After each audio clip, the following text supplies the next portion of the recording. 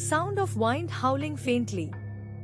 क्या आपका फोन कभी ऐसे टाइम पे बजता है जब नहीं बजना चाहिए? मेरे साथ हुआ। रात के 3 बजे मैं अकेला था घर में। रवि। फोन बजने लगा। अनजान नंबर। उठाया। साइलेंस, सिर्फ हल्की सी सांसों की आवाज। कुछ सेकंड्स बाद एक खूंखार खांसी। मैंने फोन काट दिया। दोबारा बजा। इस बार हल्की सी सरसराहट और फिर एक आवाज बिल्कुल मेरे कण के पास से आती हुई, जैसे कोई बिल्कुल पीछे खड़ा हो। विस्पर, तुमने फोन क्यों काटा? Sudden silence. मैं उछल पड़ा। चारों तरफ देखा। खाली कमरा।